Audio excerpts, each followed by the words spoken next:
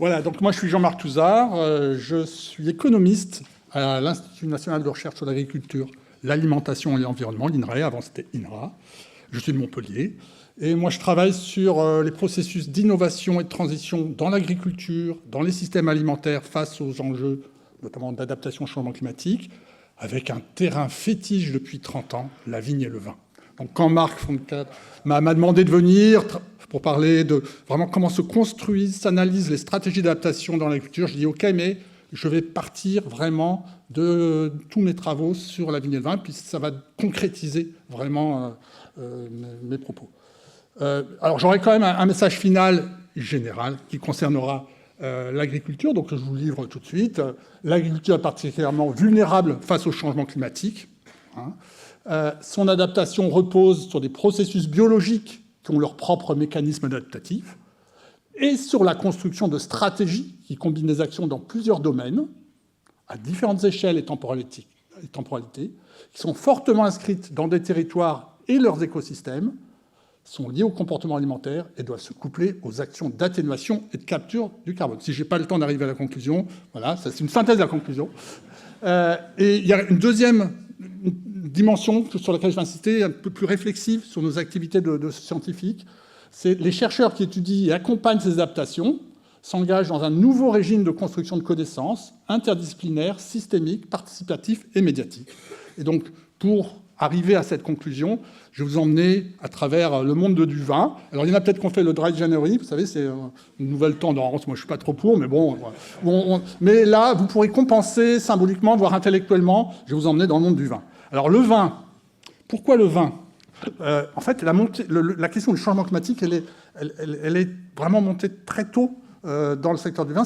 On peut considérer que c'est un secteur un peu marqueur, voire précurseur sur le vin. Après Rio, on a des premiers travaux isolés, on a des observations sur l'avancée des dates de vendange, qui sont vues comme un marqueur du changement climatique. Le roi Ladurie lui-même a contribué à ça, par exemple. En 2003, avec cette vague de chaleur qui a marqué l'agriculture, aussi la viticulture a été concernée. On a vraiment l'émergence et la question dans les médias, chez les viticulteurs, de cette question, avec les premières études qu'on lance côté INRAE. Et puis, vraiment, à partir de 2007, dans le contexte aussi du 4e rapport du GIEC, on a vraiment monté des inquiétudes des viticulteurs, de leurs organisations. Est-ce que le changement climatique ne va pas bouleverser nos rendements ? On voit qu'il y a des changements dans les dates de vendange, les qualités, les maladies. Et de fait, on va voir, c'est un secteur exemplaire, modèle, parce que la vigne et le vin sont très sensibles au climat, on verra, sur les rendements, sur les qualités. La valeur même du vin, elle est fondée sur le climat. Je veux dire, on a figé des conditions pédoclimatiques à travers le système d'appellation, et voilà, et qui fait que la valeur est liée à cette appellation qui est liée au climat. Et si on bouleverse le climat, on risque de bouleverser la valeur. Le millésime, vous imaginez, c'est inouï. Ça en a transformé un problème qui est une variabilité interannuelle de qualité liée au climat, voilà, en un atout. Évidemment, chaque année, le millésime est meilleur que l'année précédente. Donc, toute la construction de la valeur, elle est liée au climat dans ce secteur. Donc, les viticulteurs investissent à long terme. Donc, forcément, si on plante aujourd'hui de la vigne, on doit réfléchir à ce qui va devenir dans 40-50 ans, donc au changement climatique. Et puis, le secteur a une place économique, sociale importante en France. Voilà. Donc, cette question, elle était très, très forte et montante en 2011 dans beaucoup de laboratoires à l'INRA. Et l'INRA a monté un métaprogramme, un grand programme transversal sur l'adaptation au changement climatique pour vraiment avancer dans tous les secteurs. Et donc, nous, on y a répondu. On était une centaine de chercheurs, doctorants, quand même, dans tous ces labos, dans tous les vignobles, avec des disciplines de la climatologie jusqu'à la sociologie, pour travailler sur ces questions d'impact du changement climatique sur la vigne et le vin, et surtout étudier et voire accompagner les stratégies d'adaptation. Donc j'ai coordonné avec Nathalie Aulat ce programme pendant 10 ans, un programme qui continue encore aujourd'hui, qui a continué parce qu'on a fait un ouvrage en 2024, puis l'année dernière en anglais, qui a eu un prix, je me fais un peu de promo, le prix international, l'Organisation internationale de la vigne et du vin. Et donc, ce que je vais vous présenter, c'est aussi des choses qui sont extraites de toute cette contribution collective de cet ouvrage. La première chose qu'on fait, évidemment, en démarrant notre programme, et dès qu'on veut parler d'adaptation, c'est quels sont les impacts, quelles sont les vulnérabilités, etc. Donc, on a commencé par travailler là-dessus. Alors, la vigne et le vin, il y a au moins 6 domaines. Déjà, on voit qu'il y a différents impacts. C'est compliqué, il y a des tas d'impacts et qui interagissent entre eux. Waouh! Donc, d'abord, premier impact, c'est ce qu'on appelle sur la phénologie, sur les stades de développement de la vigne, de la plante, depuis le débourrement, qui est de plus en plus précoce, lié aux hivers plus doux, avec donc des risques de gel. Pas parce qu'il y a plus de gel plus intense, au contraire, mais parce que le débourrement est plus précoce, donc elle est plus exposée au gel, jusqu'à la date de vendange, la période de maturité du raisin, qui est aujourd'hui avancée, les dates de vendange sont en moyenne de 3 semaines par rapport à avant les années 80. Dans toutes les régions, à peu près, avec une certaine convergence même, et avec un effet d'amplification sur les conditions de maturité. Ça, c'est une courbe, par exemple, c'est la courbe de la température maximale journalière en Alsace, en récente, là, 75-2005, projetée à plus de degrés, 2050, OK. Et en fait, comme on a une précocité de la période de maturité, c'est les courbes, c'est pas automatique, on remonte vers le haut de la courbe de température, et donc c'est pas plus 2 degrés qu'on aura sur la période de maturité en 2050, c'est plus 3,8 degrés. Donc ça amplifie tous les mécanismes sur lesquels la température, par exemple, va jouer au niveau de la construction de la qualité. La deuxième dimension, c'était évoquée ce matin, c'est sur la contrainte hydrique. Plus d'évapotranspiration, c'est la courbe en rouge. Des pluies, là c'est du côté en Languedoc, qui ont quand même tendance aussi à baisser. Donc un bilan hydrique sur la période végétative qui est de plus en plus aggravé. Ce qui veut dire qu'on reporte sur les réserves qui se constituent durant l'hiver, la capacité que va avoir la vigne à avoir assez d'eau pour faire du bon raisin, pour faire du bon vin. Et ça se traduit par des diminutions de taille de la baie de raisin. Ça, c'est dans la vallée du Rhône. Le collègue Iñaki Garcia-Cortázar qui a suivi ça. Et par des baisses de rendement qu'on voit surtout dans le sud de la France, sur toutes les catégories de vins. Troisième domaine d'impact, et ça c'est ce qui a été sensible très rapidement, c'est sur la qualité des vins, c'est-à-dire sur la composition du raisin. Beaucoup de cinétiques, de molécules ou de concentrations sont liées à la variable température ou au stress hydrique éventuellement. Donc du coup, on a une augmentation du taux de sucre dans les raisins, aussi parce que les baies sont plus petites, et donc plus d'alcool dans le vin. On est depuis 4-5 ans à plus de 14 degrés en moyenne sur les vins rouges en Languedoc, par exemple, et une baisse de l'acidité, parce que par exemple l'acide malique se dégrade plus rapidement. Donc c'est des déséquilibres dans les caractéristiques du vin qui vont dans un sens qui n'est pas forcément de mauvaise qualité, mais qui ne correspond pas aux attentes du consommateur, qui cherche plutôt à avoir des vins avec un peu moins d'alcool, plus de fraîcheur, par exemple. Donc, impact énorme. Un quatrième domaine d'impact, c'est sur les aires où on peut planter du vin, de la vigne, excusez-moi, on peut planter de la vigne, avec des nouvelles opportunités au nord de l'Europe et des difficultés au sud de l'Europe. Ça va bouleverser toute la carte du vin, toutes les logiques. On a fait une étude, par exemple, en Bretagne, où on voit, alors là, on a poussé un peu sur un scénario extrême, mais voilà, on peut, effectivement, toute la Bretagne, à la fin du siècle, peut devenir un grand vignoble, et y compris avec des cépages méridionaux à Nantes. Un cinquième domaine, c'était aussi évoqué ce matin, à propos des micro-organismes, c'est qu'au début, on n'avait pas senti ça comme ça, mais c'est de plus en plus important. Le changement climatique a des tas d'effets indirects. Il joue sur les écosystèmes, sur les bioagresseurs, sur les agresseurs des bioagresseurs, sur le fonctionnement du sol, sur les paysages, sur les incendies, sur la ressource en eau, sur l'irrigation, etc. Et il y a des tas d'effets indirects à travers les impacts sur les écosystèmes, et donc sur le terroir. Et puis, dernier domaine d'impact, c'est l'augmentation des risques directement climatiques, de destruction, de perte de récolte, de mortalité ou de dégradation même des parcelles. Une pluie torrentielle, ça vous lessive une parcelle, ça entraîne des terrasses et ça vous détruit tout un patrimoine qui est important. Donc tout ça, ça se cumule, et in fine, ça fait des impacts économiques en cascade, baisse de revenus pour les viticulteurs, augmentation du risque économique et donc des coûts d'assurance si on s'assure, impact potentiel sur les actifs, sur la valeur du vignoble. On le voit déjà dans le sud de la France. Ça inquiète quand même les Champenois, où il y a une vigne, ça vaut moins plus d'1 million d'euros l'hectare en Champagne. Voilà, si jamais on dit que le changement climatique va tout remettre en cause, on ne pourra plus faire du champagne en Champagne dans 10-20 ans, c'est la panique, dans les patrimoines, chez les investisseurs ou même dans les familles. Ça peut entraîner la modification de hiérarchie entre terroir et vin.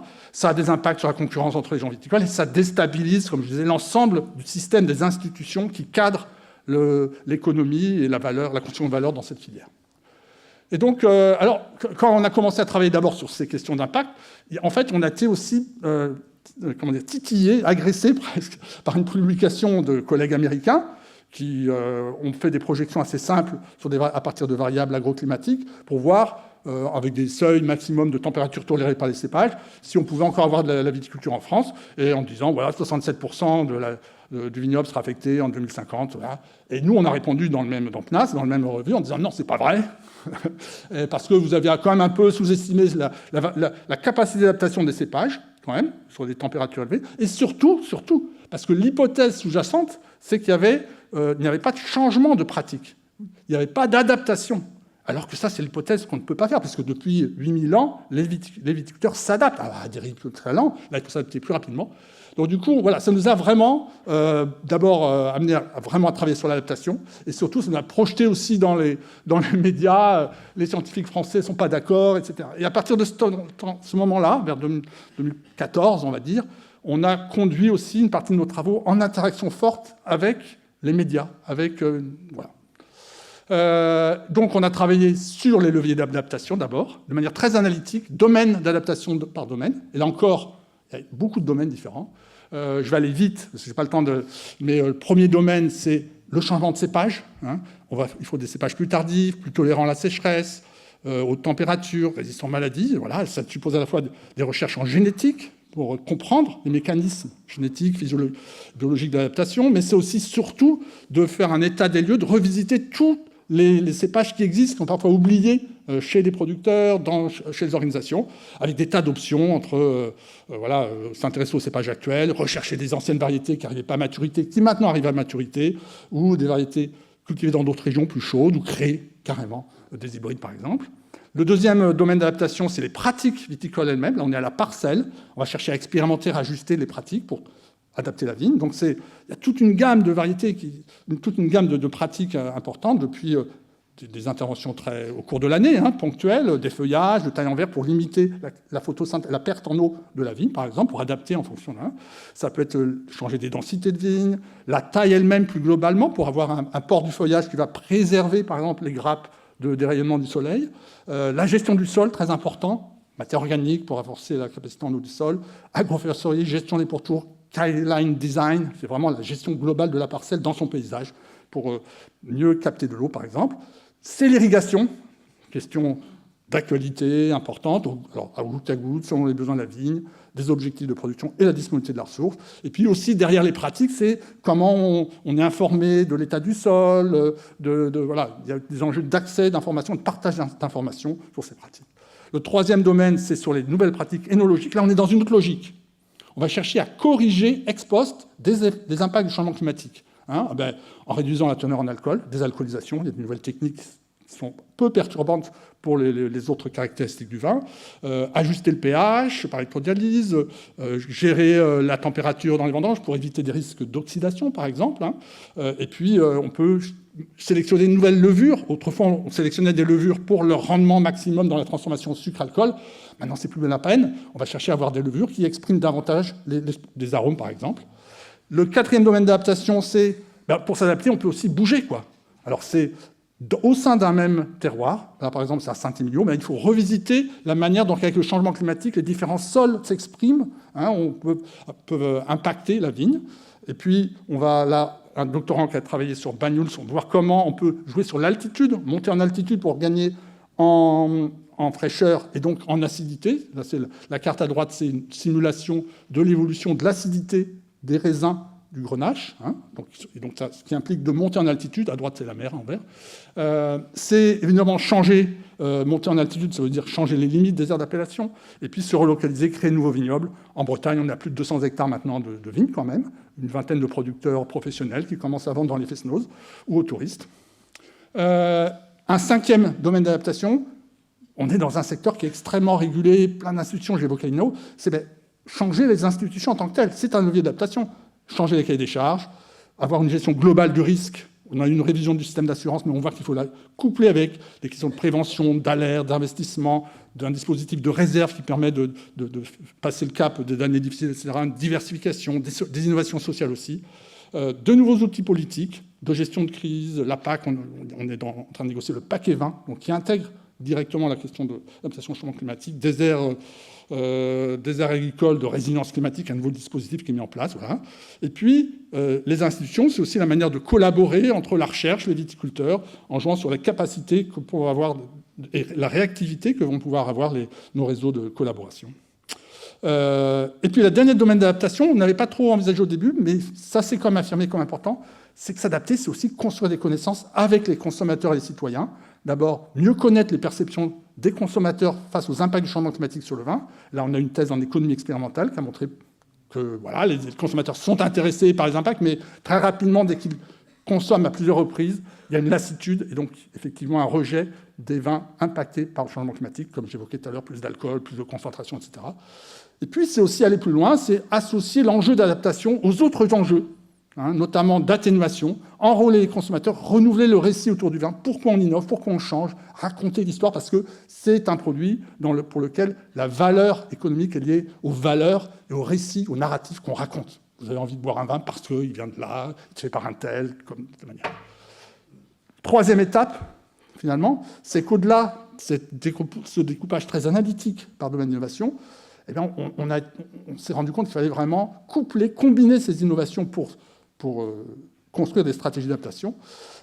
Et donc, on a eu, pour ça, je ne vais pas rentrer dans les détails, on a développé dans nos programmes de recherche des dispositifs collaboratifs à différentes étapes d'un processus d'innovation pour favoriser cette collaboration, cette connexion entre les leviers, depuis la création même des idées d'innovation, des hackathons dans les bioviticoles, etc., un suivi avec, par exemple, des doctorants qui font de la modélisation d'accompagnement pour simuler quels seraient les cépages adaptés. Là, c'est au nord de Béziers, en fonction d'une simulation climatique. On coupe modèle climatique, modèle agronomique et même modèle économique pour évaluer des options d'adaptation. C'est des collaborations avec des réseaux existants de producteurs, c'est des collaborations avec des appellations, des syndicats d'appellation, des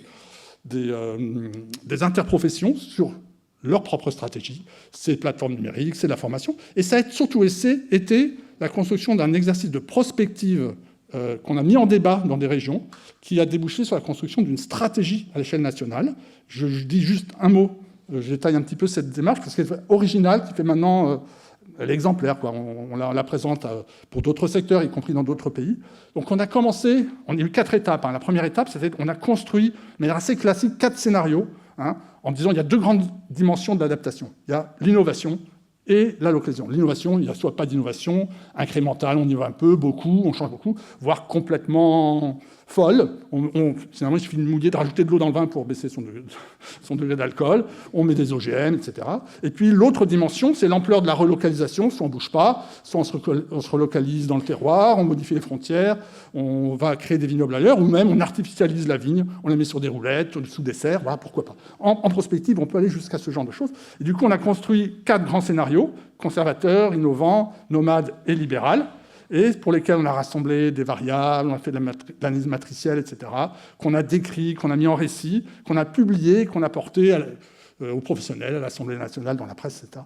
Et ce qui est important, c'est qu'ensuite, ces 4 scénarios, on aurait dû s'arrêter là, on se fait plaisir, on a exploré, tout ça. En fait, on les a mis en débat dans des séances, dans ce qu'on appelait des forums de prospective viticole, dans les grandes régions viticoles. À chaque fois, il y avait une centaine de viticulteurs et d'acteurs de la filière. On leur demandait de préciser dans leur région quels pouvaient être chacun de ces scénarios. On leur demandait de voter un petit peu sur chacun des scénarios, quelles attitudes stratégiques ils pouvaient avoir, et puis de faire des propositions d'action pour qu'un scénario se réalise ou qu'un autre ne se réalise pas. Et donc, voilà, 73% des acteurs des filières ont voté pour un scénario qui s'appelait « Innover pour rester dans mon terroir ». Et on a étudié ensuite toutes les propositions. À partir de ces propositions, on a constitué un groupe à l'échelle nationale avec les représentants des grandes institutions viticoles pour étudier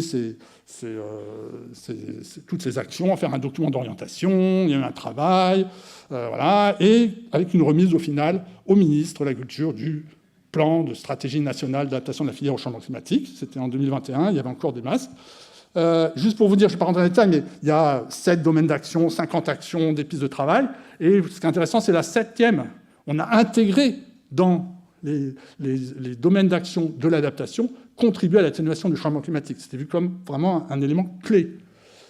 Ça a donné lieu ensuite à tout un dispositif de démonstrateurs territoriaux qui est en cours, qui a démarré il y a 2 ans, et qui s'appelle Vitiliance, où il y a des réseaux témoins d'expérimentation dans les grands vignobles qui sont, il y a eu un appel à projet, hein, qui sont mis en place pour tester des combinaisons de leviers. Donc voilà, on teste des combinaisons de leviers, il y a l'animation, il y a ce qu'on appelle les climatours autour, etc.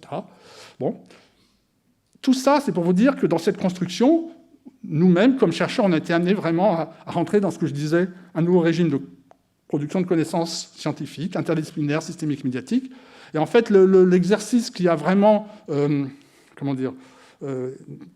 a vraiment synthétisé cette démarche, c'était à la fin de notre projet en 2021, on s'est tous réunis avec nos partenaires, et un peu comme au GIEC, mais de manière très plus modeste, on s'est dit, on va définir ensemble nos messages, quoi. On a travaillé dessus pendant 3 jours, avec des ateliers, etc. Et puis ensuite, ces messages, on les a repris dans le bouquin. C'est les conclusions des bouquins, y compris de l'année dernière. Ça a été ensuite repris par les médias. Le Monde en a même fait un article. C'était vraiment avec le nom du projet dans le titre de l'article. Bref, puis France Inter. Hein. Et en fait, dedans, je vais aller rapidement, mais 3 messages de cadrage général. C'est très structuré. 3 messages de cadrage général. Qui dit 1.